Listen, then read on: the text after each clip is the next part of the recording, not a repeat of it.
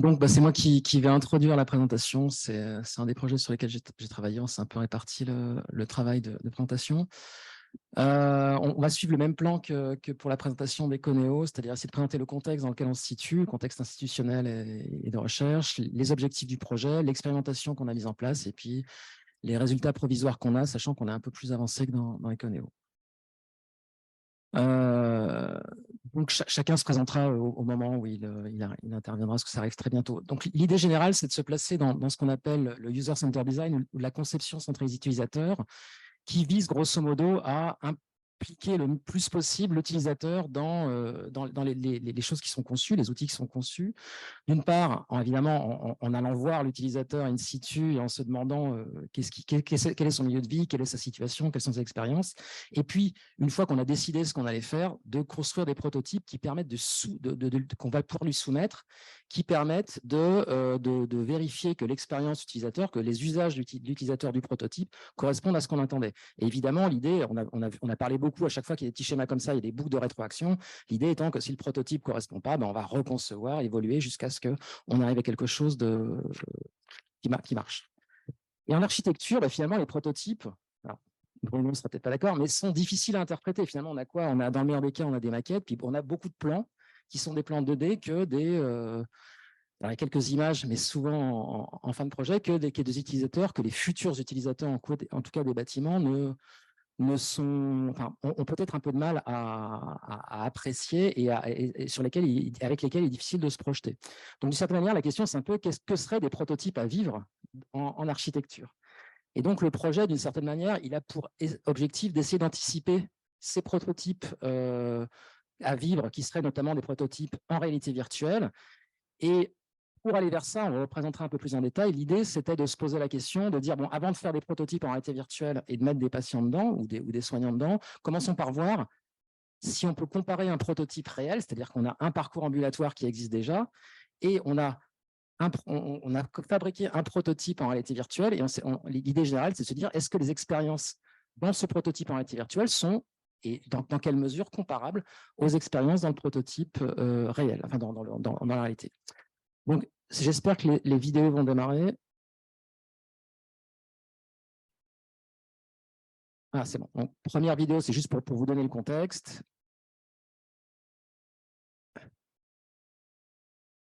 C'est mon Internet. Hein.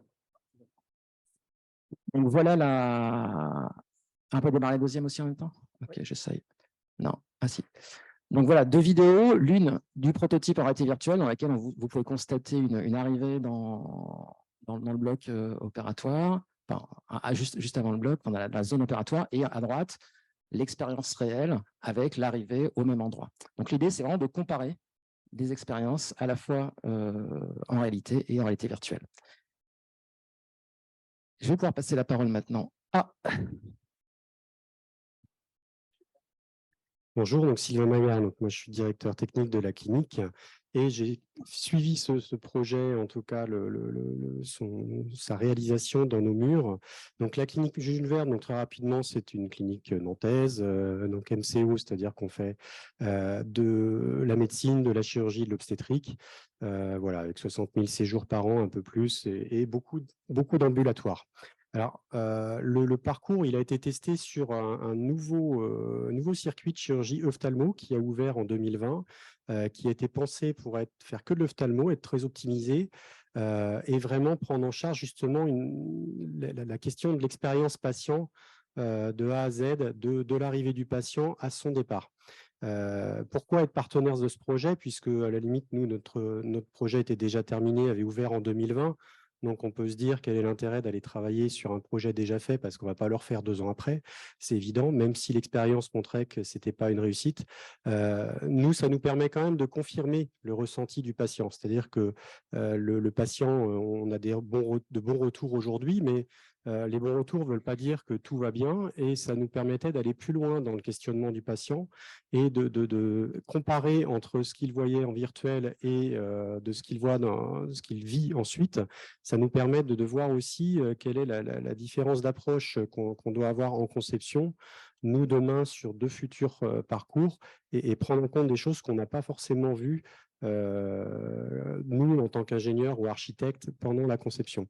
L'évaluation aussi, l'intérêt, c'est aussi de pouvoir évaluer si on pourrait se servir, si on avait la possibilité de se servir de ce type d'outils pour préparer nos patients. C'est-à-dire qu'un patient qui va demain devoir passer en chirurgie chez nous, est-ce qu'il ne serait pas moins stressé? Est-ce qu'il ne serait pas moins perdu? Est-ce que du coup, son intervention ne se passerait pas mieux? Parce qu'on sait très bien qu'une intervention chirurgicale se passe beaucoup mieux quand le patient est détendu. Si, avant ça, il était déjà préparé par une expérience virtualisée. Donc ça, c'est des choses sur lesquelles on travaille. Ce n'est pas l'objet premier de ce projet, mais nous, on comptait aussi sur ce projet pour pouvoir ressentir un petit peu quel était l'intérêt de ce travail de virtualisation en phase amont d'une intervention chirurgicale pour préparer les patients. Et puis, bien évidemment, on a d'autres projets d'ambulatoire, de réflexion d'ambulatoire, et on aimerait bien pouvoir utiliser ce principe et tous ces moyens sur de futurs projets architecturaux pour pouvoir les valider et peut-être les améliorer avant la réalisation finale. Voilà. On passe la parole à Bruno Saint-Dizier pour Aya. Bonjour, donc moi je suis responsable du design intérieur chez Aya Light Designer. Juste un mot pour vous dire qui est Aya. Aya est une agence qui associe les architectes et les ingénieurs avec comme spécialité le monde de la santé depuis maintenant, comme vous le voyez, 1965. C'est une grosse agence, 650 collaborateurs répartis sur toute la France. Le monde de la santé et notamment de l'ambulatoire est un sujet qui nous a particulièrement interpellés et sur lequel on a beaucoup travaillé avec l'atelier santé. C'est un atelier de réflexion à l'intérieur de notre société sur les évolutions possibles des établissements de soins, qu'ils soient cliniques, hôpitaux, SSR, EHPAD, pour améliorer la prise en charge à la fois médicale, mais aussi dans le prendre soin des patients. Donc là, je vous ai mis juste le petit plan un peu particulier du fast track, parce que c'est vraiment un fast track sur le fast track d'ophtalmo de la clinique Jules Verne, avec les différentes phases, depuis l'accueil, je dirais les admissions, le vestiaire. C'est vraiment une marche en avant. Le passage en anesthésie loco-régionale, le passage en salle d'opération, le retour en salle de réveil avec un poste de soins central. Bref, quelque chose qui a été très optimisé, très optimisé avec les soignants, qu'ils soient chirurgiens ou infirmières ou aides-soignantes, et donc qui nous a permis d'améliorer, je dirais, cette prise en charge. Ce qui nous a manqué, enfin moi, ce qui me manque toujours sur ces types de travail, c'est l'expérience du patient, parce que d'abord, je ne sais pas où le trouver et je ne sais jamais s'il est pertinent, celui que je vais trouver. Bref, mais c'est quelque chose qui m'intéresse bigrement et donc le travail qui est fait là aujourd'hui de mesurer la capacité de la réalité virtuelle à pas imaginer, parce que ce n'est pas imaginer, là pour le coup, c'est à présenter nos projets très en amont dans le futur d'une réalisation.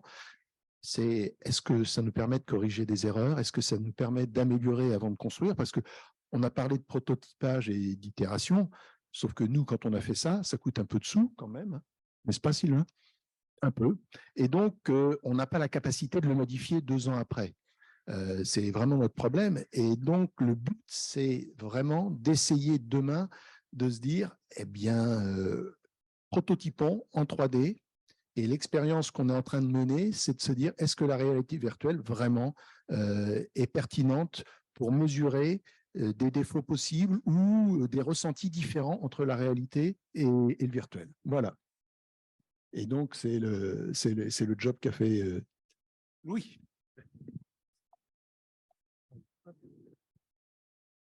Donc du coup, tiens, Jean-Philippe, si tu peux juste déplacer un tout petit peu la fenêtre. Les objectifs scientifiques, évidemment, on voit bien, un tout petit peu, on voit bien qu'on est sur du projet à long terme, puisque la réalité virtuelle et les pratiques des architectes, on voit bien que c'est une histoire qui commence tout juste et qui va probablement beaucoup durer. La question de l'intégration des patients et des usagers dans l'évaluation de la conception architecturale va se poser sans doute de plus en plus avec ça. Et puis, voilà, quels sont les types de prototypes utiles? Tout ça, c'est du long terme. Pour l'instant, on a fait un prototype. Donc, c'est juste un début d'expérimentation. Donc, le projet, lui, il est vraiment de se déterminer quelles sont les dimensions de l'expérience vécue des patients qu'on va pouvoir atteindre en utilisant la réalité virtuelle dans des prototypes de bâtiments et de parcours en réalité virtuelle. Donc, juste quelques éléments d'état de l'art. Nous, l'expérience vécue dont on parle dans ce type d'expérimentation est vraiment extrêmement précise. C'est la connaissance familière que nous avons de notre esprit et de notre action, ce dont un sujet fait l'épreuve à un instant donné, en un lieu précis, ce à quoi il accède en première personne. C'est-à-dire qu'on est vraiment sur ce que vit une personne à un instant T. Et ensuite, on verra à quels instants on va s'y intéresser. Et puis, cette expérience, elle est constituée de toutes les couches, de toutes les dimensions qu'on vit, nous tous, toute la journée, à tout moment, c'est-à-dire des perceptions, des émotions, des pensées, des actions, etc.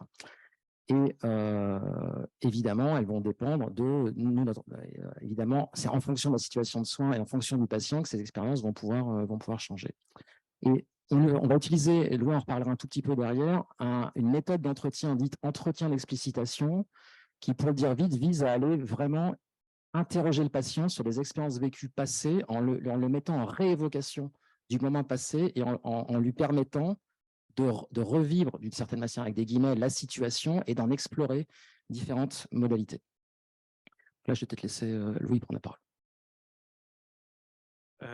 Donc, une deuxième slide plutôt sur d'état de l'art, donc sur les usages actuels des prototypes verts. J'ai mis quelques exemples pour contextualiser, mais aujourd'hui, c'est utilisé notamment en mécanique, en design industriel, pour pouvoir notamment faire des tests en ergonomie, par exemple, sur les postures, comment est-ce qu'on va s'asseoir dans une voiture, par exemple.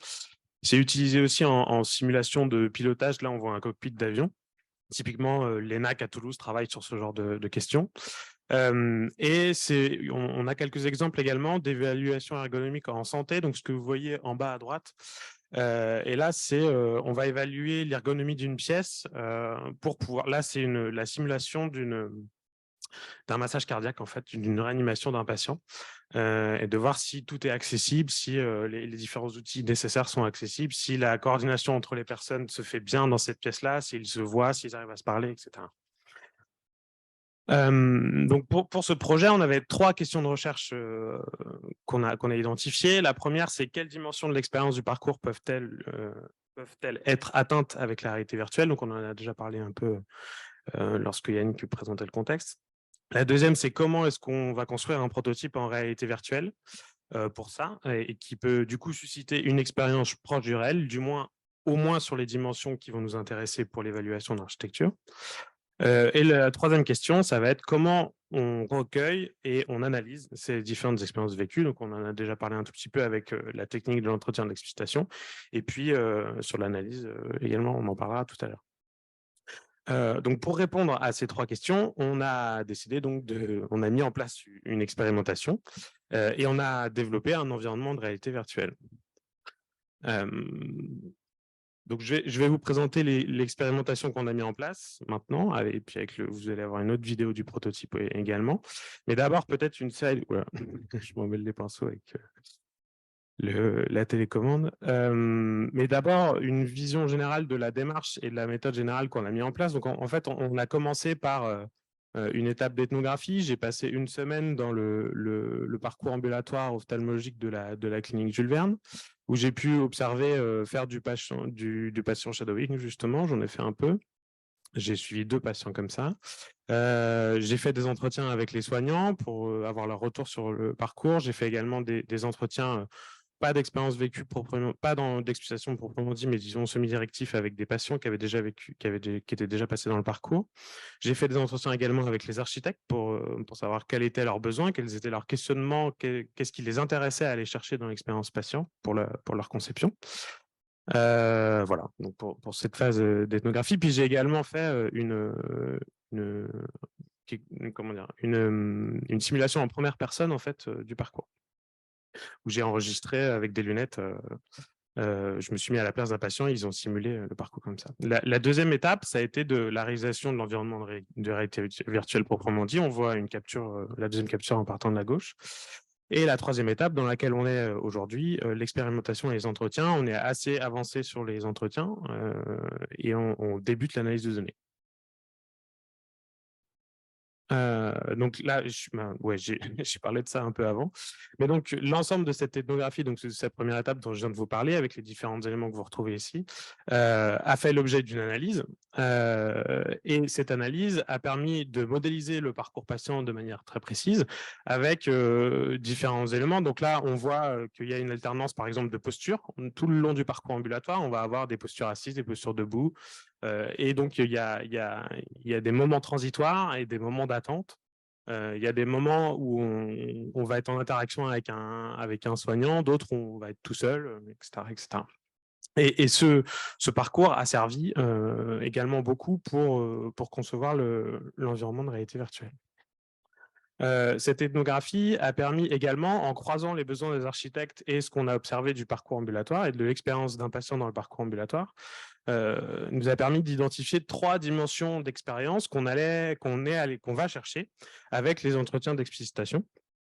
Et donc, la première dimension, ça va être tout ce qui est autour de la circulation et du repérage dans un contexte de fluidité et de vitesse du parcours, puisque ça va vite. Hein, un patient, il passe, quand il n'attend pas, il reste 1 heure, 1 heure et demie dans le parcours. Sachant que l'opération dure 5 à 10 minutes en moyenne. On parle d'opération de la cataracte, des fois ça peut être un peu plus long, mais en moyenne c'est à peu près ça. La deuxième dimension d'expérience, c'est la gestion et le vécu du stress dans les moments d'attente, puisque c'est déjà documenté, mais ça a aussi été identifié dans les premiers entretiens que j'ai pu faire avec les patients. Le moment où on attend, c'est le moment où on a une montée du stress et du questionnement sur ce qui va nous arriver en tant que patient. Et la troisième dimension, c'est l'intimité et la confidentialité dans des espaces ouverts, puisque la plus grande partie du parcours ambulatoire est conçue, on va dire, à la manière d'un open space, dans le sens où on voit les soignants soigner les autres patients qui sont autour de nous. Et donc, ça pose des questions d'intimité, de confidentialité potentiellement, mais on va voir pas que, ça a aussi des avantages. Et donc, l'important, ça a été d'intégrer ces différentes dimensions de vécu dans l'environnement de réalité virtuelle. Donc, typiquement, pour la circulation et le repérage, on a fait le choix de modéliser l'ensemble du parcours. Donc, la personne reste une demi-heure dans le cas de réalité virtuelle pour le parcours ambulatoire.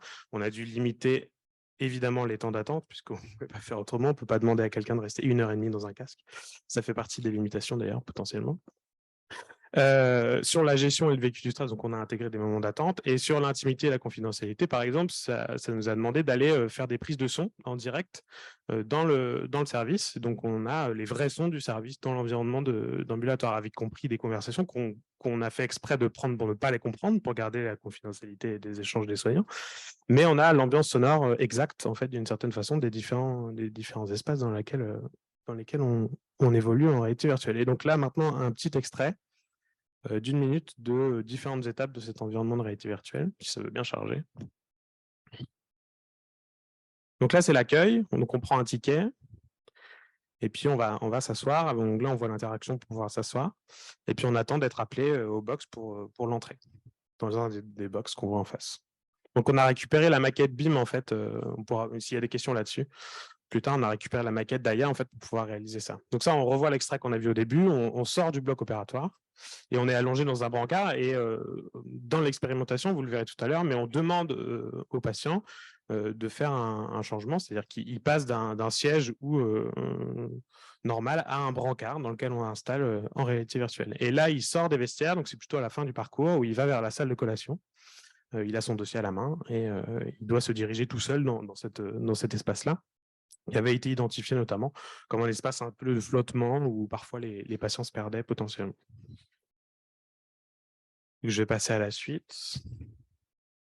Donc, pour l'expérimentation en elle-même, on a fait un design expérimental pour comparer les expériences en réalité virtuelle et les expériences réelles du parcours, du coup, avec 2 groupes à chaque fois. Un premier groupe réalité virtuelle, donc qui fait le parcours en réalité virtuelle. Ça dure, comme je vous disais, on va dire 45 minutes avec le tutoriel et la présentation de l'étude, puis on fait un entretien de 45 minutes avec lui, et puis après, il a son opération. Donc, c'est des vrais patients qui ont une certaine, pas une anxiété, mais disons, oui, un peu un stress de l'attente de l'opération qui est déjà là, et qui se fait plus tard, qui se fait après l'entretien, après expérimentation.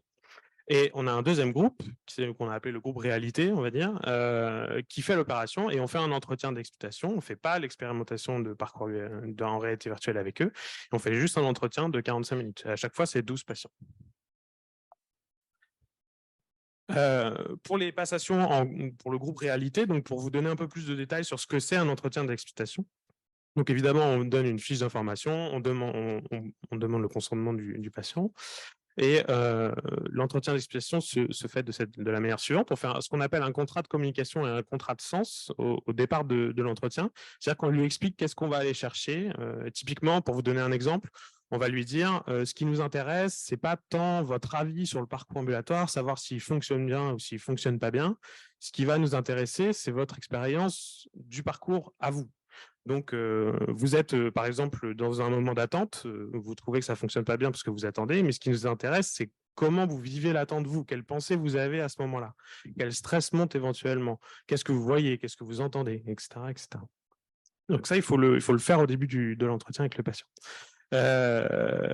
Ensuite, on ancre le patient dans son expérience passée. On explore des moments clés qu'on a identifiés, donc qui vont refléter les différentes dimensions typiquement la circulation, l'attente, et je ne sais plus le troisième, mais enfin voilà, ces différentes dimensions, on a sélectionné les moments clés qui les reflètent et qu'on va explorer avec le patient en entretien. Et ensuite, une dernière étape qu'on appelle la fragmentation, où l'idée, c'est d'aller de plus en plus précis possible dans le vécu des personnes. Mais s'il y a des questions là-dessus, on pourra y répondre après. Mais c'était pour vous faire, pour ceux qui ne connaissaient pas, pour faire une petite présentation de l'entretien. Donc là, on voit la salle où on fait les expérimentations. Donc ça, c'est pour les passations du groupe réalité virtuelle. Où, comme je vous disais tout à l'heure, on commence par une fiche d'information, un consentement également, évidemment. Et puis, en deuxième étape, on a un tutoriel, donc pendant un environnement qu'on appelle d'habituation. Donc, pendant 10 minutes, on apprend les contrôles à la personne, typiquement l'interaction que vous avez vue tout à l'heure, où on va s'asseoir, comment est-ce qu'on se déplace dans l'environnement, etc. La personne réalise le parcours en réalité virtuelle en autonomie la plupart du temps. Si vraiment elle est perdue, on intervient et puis on l'aide puisqu'on est obligé pour faire avancer les choses, ce qui peut arriver. On lui fait passer un questionnaire qu'on appelle de présence. La présence, c'est des questionnaires qui sont normalisés également. La présence, c'est quelque chose qu'on peut évaluer, c'est à quel point on se sent présent dans un environnement, en fait. Donc, à quel point l'environnement fonctionne en termes d'immersion. Ça permet de mesurer ça.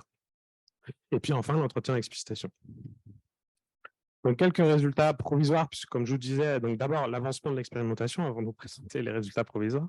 Mais donc pour le groupe réalité, on est à 10 entretiens sur 12 patients et pour le groupe réalité virtuelle, on est à 5 entretiens sur 12. On est en cours de retranscription, ce qui est un travail long et fastidieux, mais c'est la vie d'un chercheur.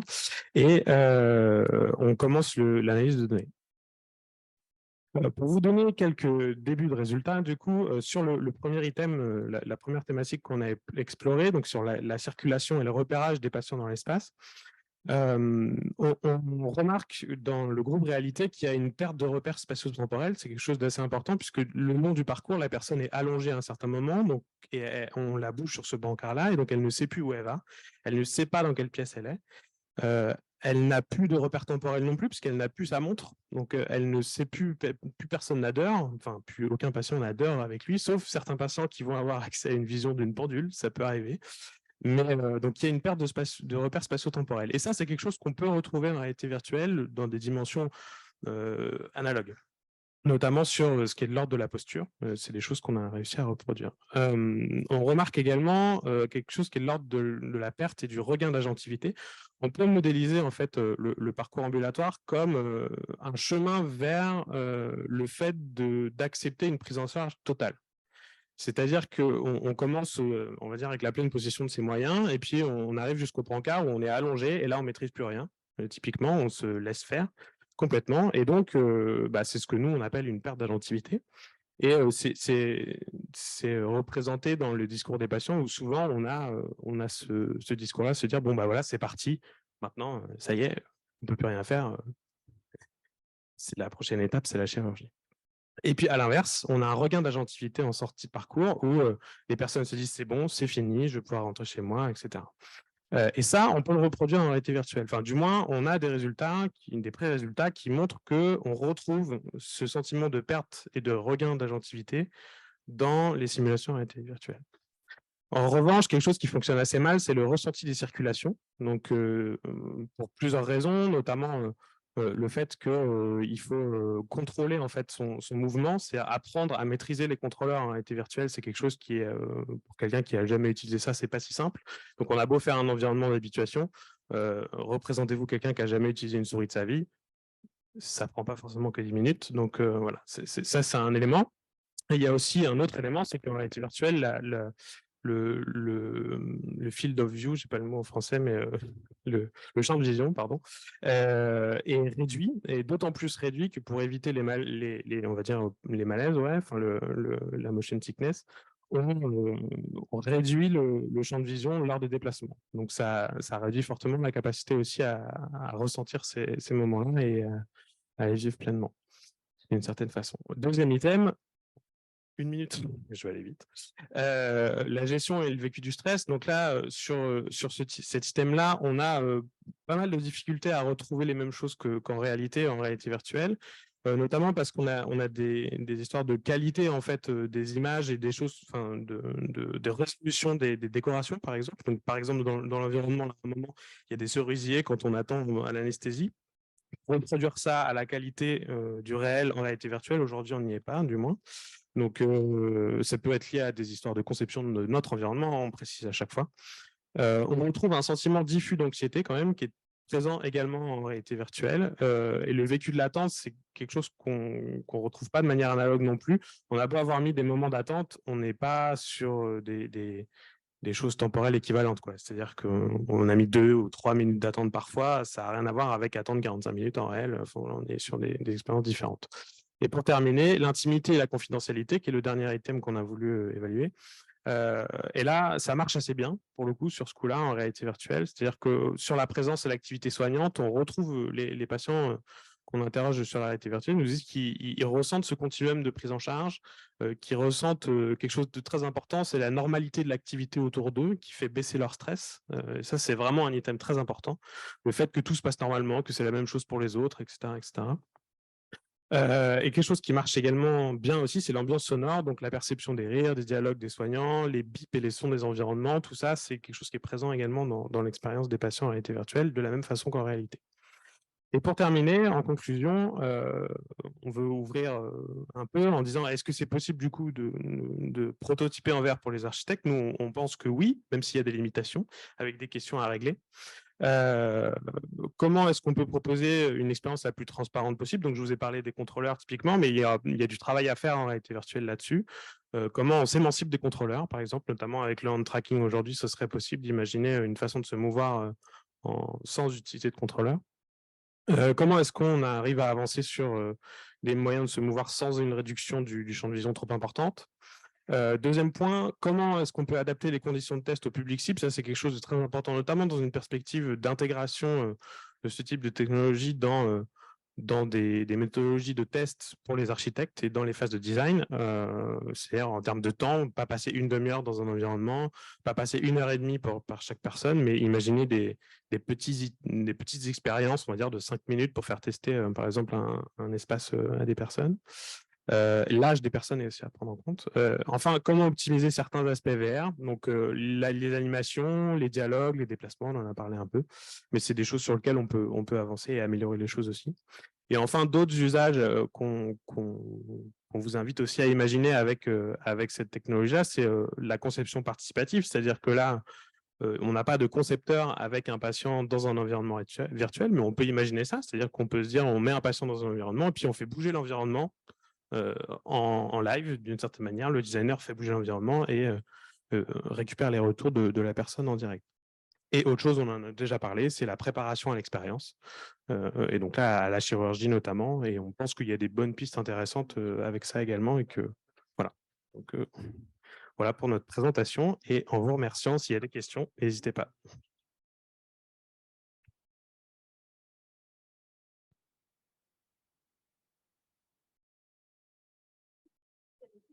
Dans la salle? Ça marche? Moi, j'ai une question. Merci Louis pour merci tout le monde pour cette présentation. Je connais très bien le projet, forcément. Mais j'ai vu que dans les slides, vous aviez fait des flèches de dimensions de réel qui se retrouvaient justement en réalité virtuelle. Alors, on avait des dimensions qui se retrouvaient, d'autres dimensions qui ne se retrouvaient pas forcément. Je me posais la question, est-ce qu'il y a, à l'inverse, des dimensions qu'on trouve en réalité virtuelle et qui ne se retrouvent pas en réel? Alors, je pense que oui, et je le sais, mais surtout en fait vis-à-vis d'un bâtiment. Est-ce qu'il y a des choses, d'un point de vue bâtimentaire, qu'on retrouve en réalité virtuelle et qui n'ont pas apparu vraiment en fait dans l'ethnographie, notamment que vous retrouvez, les interviews que vous avez faites avec des patients. Voilà. Donc peut-être voir sur les 2 points et puis je te laisse cette question. C'est pas une question facile. Au moins une dimension, on en a déjà parlé, mais en fait, j'en ai déjà parlé, mais une dimension qui est spécifique à la réalité virtuelle, mais je pense à toute simulation, c'est-à-dire qu'on vit le fait de contrôler la simulation elle-même. C'est-à-dire qu'on vit l'expérience et ça, c'est pas, on peut pas l'enlever. Donc c'est un point important. C'est-à-dire que quand on est dans une réalité virtuelle, on n'est pas dans la réalité et on vit le fait d'être dans une réalité virtuelle avec ses contrôles, avec ses perceptions. On va retrouver certaines choses, mais pas tout. Et je ne sais pas comment dire ça, mais ça ne peut de toute façon pas correspondre à une expérience exacte de la réalité. Donc ça, c'est une évidence. Deuxième point, sur des dimensions architecturales qu'on retrouverait en réalité virtuelle et pas en réalité. J'ai pas de... Là, j'ai pas d'exemple qui me vient particulièrement, parce que, on est quand même reparti des plans, d'un point de vue de la géographie, on va dire, et des dimensions des espaces, c'est exactement les mêmes en 3D qu'en réel. Non, là-dessus, Il n'y en a peut-être pas. Juste, là, j'ai toujours une question pour lui, parce que comme vous voyez, c'est Louis qui a fait l'ethnographie, les expérimentations, les entretiens, donc c'est lui qui connaît les données le mieux. Nous, on ne les a pas encore vraiment lues. On se demandait aussi si les problèmes bâtimentaires éventuels se retrouvaient. Alors, ce n'est pas la question de Louis, mais par exemple, le problème de désorientation au moment quand on est rhabillé, qu'on est un peu lâché, et qu'il faut trouver la salle de collation, est-ce que ça se retrouve? Est-ce qu'il y a d'autres choses qui se retrouvent? C'est-à-dire finalement des défauts du bâtiment constatés dans les pratiques se retrouvent en réalité virtuelle aussi, quoi. Parce que ça intéresse aussi beaucoup les architectes au-delà de... Oui, alors on peut. En fait, là, disons qu'on a identifié, comment dire, on a identifié des moments où dans le continuum de prise en charge, disons qu'il y a il y a des formes de petits trous, on va dire. Typiquement, les 2 moments où on sort des vestiaires. C'est le moment où souvent, en ethnographie, on a observé que il n'y avait pas forcément de soignants à la sortie des vestiaires qui étaient là pour accompagner la personne. Il fallait qu'ils cherchent un peu les gens. Ça arrivait souvent que ça ne durait pas longtemps, mais des fois, il y avait des moments de flottement, 5-10 minutes, ce genre de choses. Et ce qui indiquait aussi que potentiellement l'orientation dans ces espèces-là n'était pas évidente non plus. Donc on a fait en sorte dans la réalité virtuelle de faire aller un peu plus vite aussi et d'intégrer un peu ces ruptures-là à ces moments-là également. Et donc on retrouve aussi des personnes qui ont du mal à s'orienter à ces moments-là, quoi. Mais ça demande de les identifier avant, je pense, d'une certaine façon. Puisqu'on modélise quand même le continuum de prise en charge et on ne peut pas... ça reste une modélisation d'un continuum, mais ce n'est pas la réalité du travail des soignants qui va être de toute façon multiple et différent en fonction des patients, des situations, des moments dans la journée, etc. Je vais peut-être juste rapidement, mais savoir, Bruno, on a déjà pas mal échangé sur le sujet, mais avoir ton avis en fait sur comment ça vient enrichir ton métier, la manière dont et comment tu appréhendes des perspectives pour la suite. Alors pour nous, c'était quand même une grande première et on pensait que c'était un sujet pertinent parce qu'il était très contenu en surface. Sauf qu'on s'est quand même rendu compte que c'était un sacré boulot pour modéliser ça déjà en 3D et d'inscrire le parcours complet à l'intérieur du projet. Parce que 30 minutes de réalité virtuelle, c'est quand même un sacré boulot. Donc, je pense que dans le futur, on pourrait commencer sur plus petit, sur peut-être des expériences sur une chambre, sur un objet, sur quelque chose de plus court, parce que là, on a eu affaire quand même à deux étudiants pour modéliser ça quand même en 3D et faire un travail, je dirais, de parcours virtuel. Ça, c'est le premier sujet. Et le deuxième sujet, c'est que je pense que dans le futur, ça pourrait être intéressant, mais il faudrait pouvoir l'inscrire dans le planning des études. C'est-à-dire qu'aujourd'hui, lorsque l'architecte est désigné, qu'il a gagné un concours, je dirais, les dés sont jetés et tout le monde veut aller vite pour construire au plus vite. Et donc, on enchaîne les phases d'esquisse, d'APS, avant-projet sommaire, avant-projet détaillé, pro, document de consultation des entreprises, appel d'offres, et on roule avec très peu de temps. Et en fait, si on veut modéliser et expérimenter avec cette réalité virtuelle auprès de patients et de soignants, je pense qu'il faut prévoir un temps d'arrêt après une conception primaire, mais suffisamment détaillée, pour pouvoir créer ce parcours. Alors, ça nous demande un sacré boulot, nous, les architectes, si nous devons le faire, effectivement, parce que vous imaginez qu'il faut être suffisamment précis pour que ça ressemble à quelque chose de, je dirais, de réel. Et la réalité arrive quand même en fin de projet pour nous. Mais néanmoins, il faudrait trouver un temps d'arrêt acceptable par les parties pour pouvoir tester et amender le projet, quitte à faire un retour en arrière pour modifier certains espaces au regard du retour d'expérience qu'on pourrait avoir. Mais voilà, ça peut, c'est pas encore très usuel, c'est pas du tout usuel sur le sujet, parce que je pense que la réalité virtuelle n'est pas quelque chose, même si aujourd'hui on conçoit en 3D, on n'a pas encore cette précision et cette qualité de ressenti. Enfin, en tant que concepteur, on y arrive parce que c'est quand même notre job, mais pour mettre ça entre les mains ou entre les yeux d'un patient, c'est plus compliqué. Alors, juste, j'ai 20 secondes pour ajouter un élément, c'est qu'il y a la partie architecturale, mais c'est vrai que autant on peut être en phase APS et dire on valide, mais après se rendre compte qu'il faudrait qu'on mette, par exemple, la réflexion de la sortie vestiaire, il faudrait qu'on mette un temps agent à la sortie du vestiaire pour accueillir. Ben ça, en fait, ça peut nous permettre, nous aussi, en direction de clinique, de se dire, ce projet, on va s'en servir, cette virtualisation, on va s'en servir aussi pour travailler sur l'accueil du patient. Le parcours du patient, c'est pas que de l'architecture, c'est aussi tout ce qu'on va mettre autour en signalétique, mais en personnel. Ce qui est aussi intéressant, et j'ai trouvé ça assez formidable de le vivre en fait à travers les vidéos, c'est ce que vont dire les personnels aux patients. Il y a des mots qui sont rassurants, des mots qui ne le sont pas. On n'en est pas au supermarché à travailler le bonjour, sourire, merci, au revoir de la caissière, mais on pourrait quand même améliorer parfois et éviter certaines maladresses en travaillant et en se rendant mieux compte de ce que c'est que d'être dans la peau d'un patient qui vit de façon allongée. On ne vit pas la même chose de façon allongée, ce que va nous dire une infirmière, par exemple, que si on était assis face à elle dans un bureau. Donc tout ça, c'est des choses qui sont vraiment intéressantes aussi sur le volet humain, pas que sur le volet bâtiment.